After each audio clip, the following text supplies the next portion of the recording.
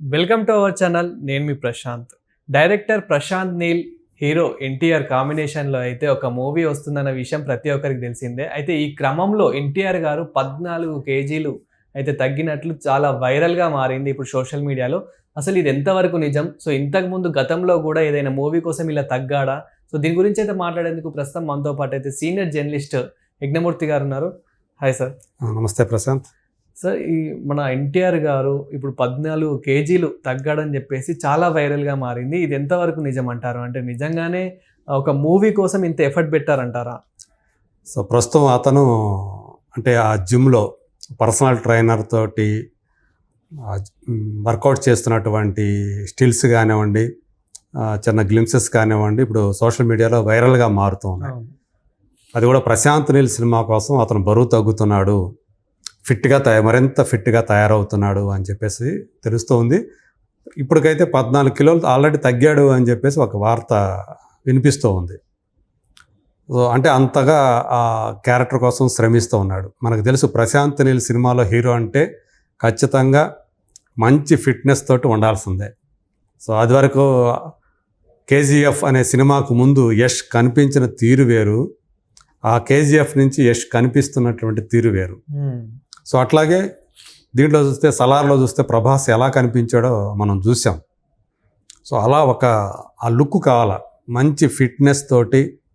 తన హీరోలు కూడా చాలా ఫెరోషియస్గా ఉంటారు, అంత యాక్షన్ సీన్స్ ఎక్కువగా ఉంటాయి, ఎమోషనల్ యాక్షన్ సీన్స్ ఎక్కువగా ఉంటాయి.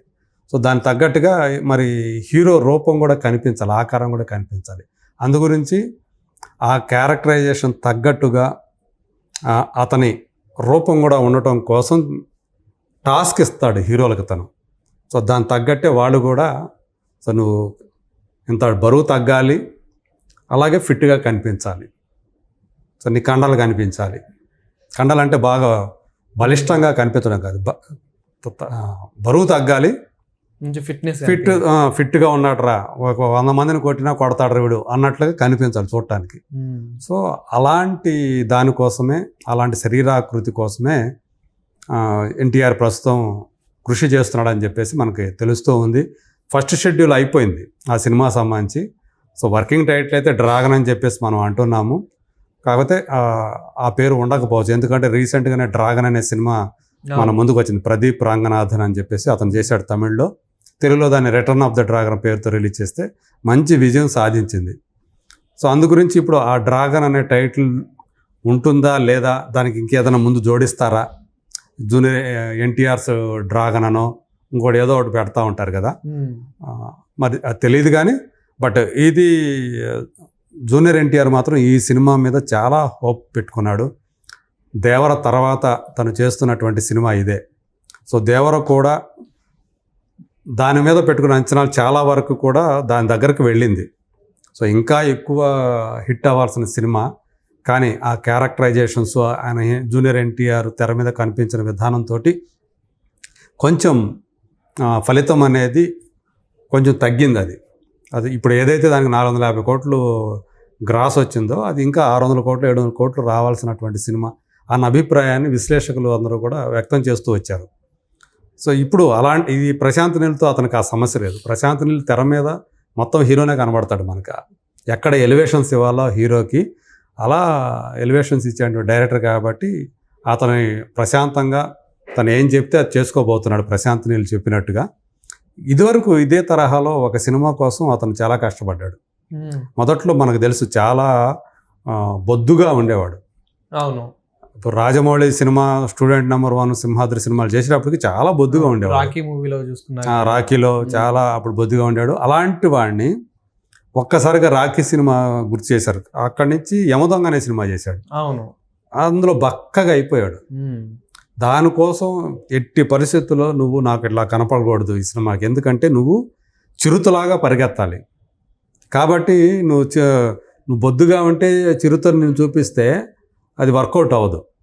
ఇంకొక మూవీ కూడా మనది టెంపర్, ఐ థింక్ అది వేరు. టెంపర్కి వచ్చేటప్పటికి మళ్ళీ తను వేరే ట్రాన్స్ఫర్మేషన్. ఫిట్నెస్ అంటే ఒక సాంగ్ లో మనం చూసుకున్నాం. యమదొంగలు అలా కాదు, అది యమదొంగ తర్వాత వచ్చింది టెంపర్ అనేది. యమదొంగకి ముందు చాలా లావుగా ఉన్నాడు ఆయన. దానికోసం లైపోసక్షన్ చేయించుకున్నాడు తను. చేయించుకొని 25 కిలోలు తగ్గాడు ఆ టైంలో. అందుకని అసలు ఆ ముందు సినిమాకి, రాఖీ అనే సినిమాకి, యమదొంగ సినిమాకి అసలు సంబంధం లేకుండా కనపడతాడు. అవును. జుట్టు పెంచేసేసి బక్కగా కనిపిస్తాడు. ఈ సినిమాలో రన్నింగ్ చేజింగ్లు కొన్ని ఉంటాయి, ఆ పరిగెత్తే సీన్లు అవి. సో దానికి తగ్గట్టుగా బక్కగా అయిపోయాడు అనమాట. అప్పుడు చూసిన వాళ్ళందరూ కూడా ఆశ్చర్యపోయారు, అసలు జూనియర్ ఎన్టీఆర్ అయినా అని చెప్పేసి.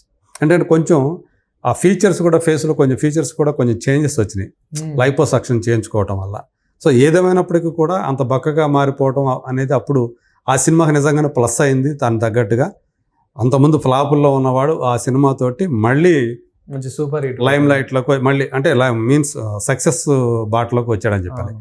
ఆ తర్వాత టెంపర్ కోసం అతను కండలు పెంచింది, ఫిట్గా తయారైంది అంటే టెంపర్ అనే సినిమా. అందుగురించే అతన్ని షర్ట్లెస్గా పూరి జగన్నాథ్ చూపించాడు. అవును. అరే భలే మారిపోయాడే. అసలు యమదొంగలో ఒక రకంగా కనిపించాడు. ఇసుడు ఈ టెంపర్ చూసి చేస్తే వేరే మొత్తానికి కండలు పెంచేసేసి, అంటే ఆ వర్కౌట్స్ చేశాడు, జిమ్లో వర్కౌట్స్ చేసి పర్సనల్ ట్రైనర్ పెట్టుకొని ఆ విధంగా తయారయ్యాడు. సో అట్లా ఆ తర్వాత మళ్ళీ కొన్ని సినిమాలకు అది కంటిన్యూ అయ్యాడు. మళ్ళీ మధ్యలో ఎక్కడో వేరే వెళ్ళింది. సో మళ్ళీ ఇప్పుడు మరింతగా ఈ సినిమా కోసం, ప్రశాంత్ నీల్ సినిమా కోసం అతను బరువు తగ్గుతున్నాడు. అలాగే మంచి ఫిట్గా కూడా తయారవుతూ ఉన్నాడు. సెకండ్ షెడ్యూల్లోకి అతను రాబోతూ ఉన్నాడు. అందుగురించే ఈ కసరత్తులన్నీ కూడా, ఈ వర్కౌట్లన్నీ కూడా అతను చేయటం అనేది దానికోసమే. మరి ఎప్పుడు వస్తుంది ఏంటి ఈ సినిమా అనేది చూడాలి. మేబీ ఈ సంవత్సరం చివరికి వస్తుందా, లేకపోతే వచ్చే సంవత్సరం. నాకు తెలిసి ఇది 2026 జనవరి 9వ తారీఖు ఎప్పుడు అనుకున్నట్టున్నారు. సో ఆ డేట్ అనుకుంటున్నా తీసుకురావాలనేది. మరి అప్పటికి తీసుకురావాలి అంటే తను ఒకసారి ప్రీ ప్రొడక్షన్ వరకే ఎక్కువ టైం తీసుకుంటారు ప్రశాంత్ నీల్. అంతా ప్రిపేర్ చేసుకొని ఒకసారి ప్రొడక్షన్లోకి వెళ్ళిపోయిన తర్వాత చకచక తను అనుకున్నవన్నీ కూడా, సీన్స్ అని కూడా చేయటం అనేది అతనికి అలవాటు. కాబట్టి నేను అనుకోవడం మేబీ సెప్టెంబర్, అక్టోబర్ కల్లా మొత్తం షూటింగ్ పార్ట్ అంతా కూడా పూర్తి చేసే అవకాశం ఉందనుకుంటున్నా. అంటే చాలా మంది ఇప్పటికైతే అట్లీస్ట్ ఒక టీజర్ కోసమైనా వెయిట్ చేస్తున్నారు అన్నమాట. ఒక టీజర్, ఒక ట్రైలర్, ఎట్లాంటిదైనా ఒక చిన్న అప్డేట్ కోసం అయితే వెయిట్ చేస్తున్నారు. సో అట్లీస్ట్ మరి ఈ అప్డేట్ ఎప్పుడు వస్తుంది? అతను అదే సెకండ్ షెడ్యూల్ స్టార్ట్ అయ్యి తను షూటింగ్లోకి అడుగుపెట్టిన తర్వాత ఖచ్చితంగా ఏదైనా మేబీ అతని బర్త్డే కన్నా రావచ్చు. మేలో అతని బర్త్డే ఉంటుంది. ఆ టైంకి ఏమన్నా తీసుకురావచ్చని నేను అనుకుంటూ ఉన్నాను. గ్లిమ్స్ లాంటిది ఒక టీజర్ని రిలీజ్ చేస్తారని అనుకుంటున్నా. లేదు మేబీ కావాలనుకుంటే ఉగాదికి ఏమైనా తీసుకురావాలనుకుంటే, ఒకవేళ అనుకుంటే ఒక పండగకి ఏదైనా చేద్దామంటే ఉగాది పండగ ఉంది. సో ఆ ఉగాదికి ఏమైనా తీసుకొస్తారని చూడాలి. అప్పటికి ఏమైనా అతని మీద ఫోటోషూట్లు ఏదైతే దీనికి సంబంధించి గ్లిమ్స్కి కావాల్సినటువంటి ఆ షాట్లు ఏమైనా తీసి దాన్ని ఏమైనా రిలీజ్ చేస్తారేమో చూడాలి మరి. సో త్వరలోనే అతనికి సంబంధించినటువంటి షెడ్యూల్, జూనియర్ ఎన్టీఆర్ పాల్గొనేటువంటి షూటింగ్ పాల్గొనే షెడ్యూల్ మొదలు కాబోతుందని మనకు తెలుస్తూ ఉంది. రామోజీ ఫిలిం సిటీలో దీనికి ఒక పెద్ద సెట్ వేశారు. ఫస్ట్లోనే ఒక 1500 మంది ఆర్టిస్టులు, జూనియర్ ఆర్టిస్టులతోటి తను షూటింగ్ స్టార్ట్ చేశాడు ప్రశాంత్ నీల్. దానికి సంబంధించినటువంటి స్టిల్ని కూడా మనకు వదిలారు. కాకపోతే దాంట్లో జూనియర్ ఎన్టీఆర్ లేడు. సో ఇప్పుడు సెకండ్ షెడ్యూల్లోకి రాబోతూ ఉన్నాడు. మరి ఎలా కనిపిస్తాడు ఏంటి ఈ సినిమాలో? మీరు అన్నట్టు ఆ గ్లిమ్స్ ఏమైనా వస్తే కనుక, ఆ టీజర్ ఏమైనా వస్తే కనుక మనకి కొంత దాని మీద ఒక అవగాహన వస్తుంది. అలాగే ఆ సినిమా ఏదైతే ఇప్పటిదాకా మాట్లాడుకుంటున్నామో ఆ హైప్ అనేది మరింత పెరిగే అవకాశం ఉంటుంది. Thank you sir. Thank you.